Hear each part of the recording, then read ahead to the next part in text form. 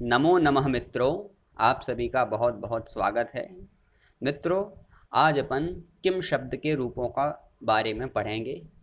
किम मतलब होता है क्या।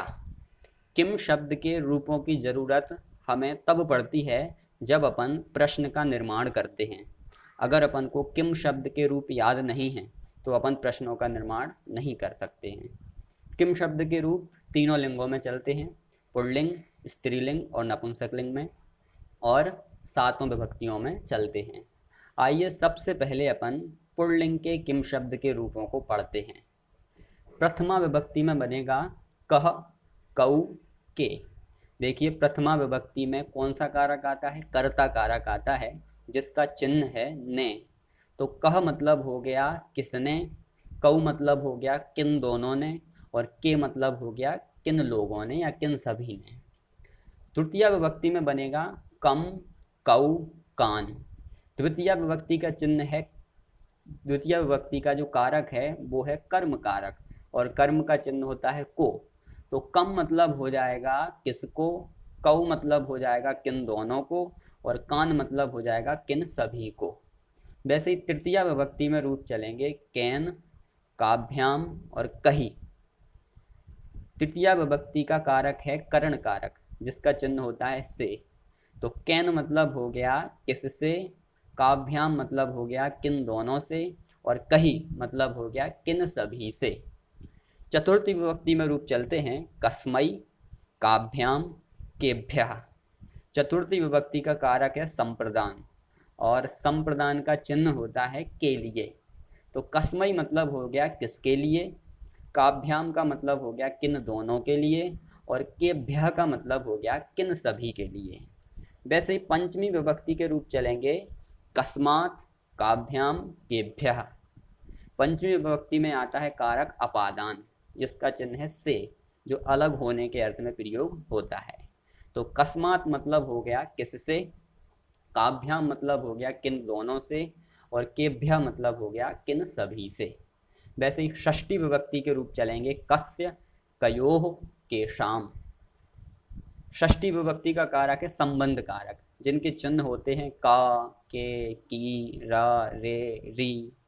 तो कस्य मतलब हो गया किसका, कयोह मतलब हो गया किन दोनों का, और केशाम मतलब हो गया किन सभी का। वैसे ही सप्तमी विभक्ति में रूप चलेंगे कस्मिन, कयोह, केशु। सप्तमी विभक्ति का कारक है अधिकरण कारक, जिसका चिन्ह होता है में या पर। तो कस्मिन मतलब हो गया किस में या किस पर, कयोह मतलब हो गया किन दोनों में या किन दोनों पर, और केशु मतलब हो गया किन सभी पर। तो इस प्रकार से इनके अर्थ होते हैं। तो अपन ने ये जो पढ़े हैं वो पढ़े पुल्लिंग के। तो ये जो सातों विभक्तियों के किम शब्द के रूप हैं, इनका प्रयोग पुल्लिंग के शब्दों की जगह पर होगा। ठीक है। अब ऐसे ही अपन पढ़ते हैं स्त्रीलिंग के किम शब्दों के रूप। देखिए, किम मतलब मैं बता ही चुका हूँ क्या होता है। अब इन सभी का प्रयोग स्त्रीलिंग के शब्दों की जगह पर होगा। प्रथमा विभक्ति में चलेंगे का, के, काह। ये तो आपको पता ही है कि का एक वचन का है, के द्विवचन का है, और काह बहुवचन का शब्द है। ठीक है। प्रथमा विभक्ति में आता है कर्ता कारक, जिसका चिन्ह है ने। तो का मतलब हो गया किसने, स्त्रीलिंग के लिए है ये। के का मतलब हो गया किन दोनों ने, और काह का मतलब हो गया किन सभी ने। द्वितीय विभक्ति में चलेंगे काम, के, काह। काम मतलब हो गया किसको, के मतलब हो गया किन दोनों को, और काह मतलब हो गया किन सभी को। वैसे तृतीय विभक्ति में चलेंगे कया, काभ्याम, काभी। कया मतलब हो गया किससे, काभ्याम मतलब किन दोनों से, और काभी मतलब किन सभी से। चतुर्थी विभक्ति में रूप चलेंगे कस्मई, काभ्याम, काभ्यः। कस्मई मतलब हो गया किसके लिए, काभ्याम मतलब हो गया किन दोनों के लिए, और काभ्यः का मतलब हो गया किन सभी के लिए। वैसे ही पंचमी विभक्ति में रूप चलते हैं कस्याः, काभ्याम, काभ्यः। कस्याः मतलब हो गया किससे, अलग होने के अर्थ में आती है पंचमी विभक्ति। काभ्याम का मतलब हो गया किन दोनों से, और काभ्यः का मतलब हो गया किन सभी से। वैसे षष्ठी विभक्ति, षष्ठी विभक्ति के में आता है संबंध कारक। इसमें रूप चलते हैं कस्याह, कयोह, कासाम।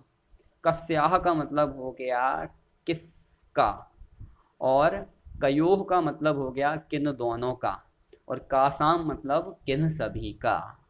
सप्तमी विभक्ति में रूप चलेंगे कस्याम, कयोह, कासु। कस्याम मतलब किसमें, कयोह मतलब किन दोनों में, और कासु मतलब होता है किन सभी में।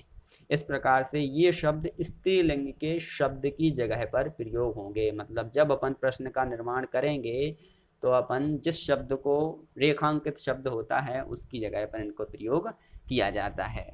अब अपन पढ़ेंगे नपुंसकलिंग के किम शब्द के रूप। आपको ध्यान ये रखना है कि पुल्लिंग और नपुंसकलिंग इन दोनों के किम शब्द के रूप एक जैसे होंगे, मात्र प्रथमा विभक्ति और द्वितीय विभक्ति में फर्क होता है बस, और दोनों के एक जैसे रूप चलते हैं। मतलब तृतीय विभक्ति से लेकर के सप्तमी विभक्ति तक पुल्लिंग के जैसे ही नपुंसकलिंग के रूप चलेंगे। देखिए प्रथमा विभक्ति में बनता है किम के कानी। किम मतलब होता है किसने, के मतलब होता है किन दोनों ने, और कानी मतलब होता है किन सभी ने। द्वितीय विभक्ति में चलते हैं फिर से किम के कानी। प्रथमा और द्वितीय विभक्ति में एक से चलेंगे। किम मतलब हुआ किसको, के मतलब हुआ किन दोनों को, और कानी मतलब हुआ किन सभी को। तृतीय विभक्ति में चलेंगे कैन काभ्याम कही। कैन मतलब किससे, काभ्याम मतलब किन दोनों से, और कही मतलब किन सभी से। वैसे ही चतुर्थी विभक्ति में चलेंगे कस्मई काभ्याम केभ्या। कस्मई मतलब किसके लिए, काभ्याम मतलब किन दोनों के लिए, और केभ्या मतलब किन सभी के लिए।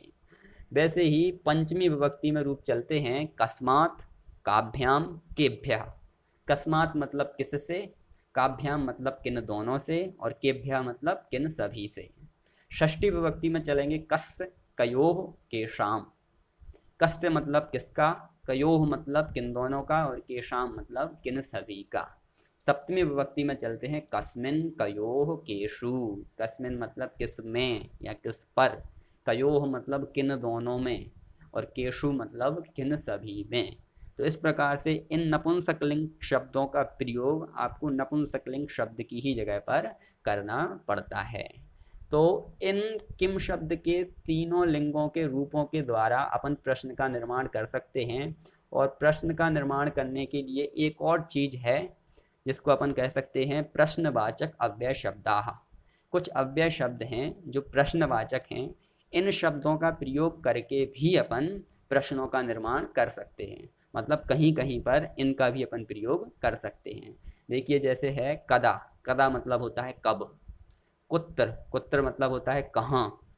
कुतः मतलब कहाँ से। कीदृशः, कीदृशः मतलब कैसा। कथम मतलब कैसे या किस प्रकार, और किमर्थम मतलब किस लिए। तो इन प्रश्नवाचक अव्यय शब्दों का प्रयोग करके भी अपन प्रश्न का निर्माण कर सकते हैं।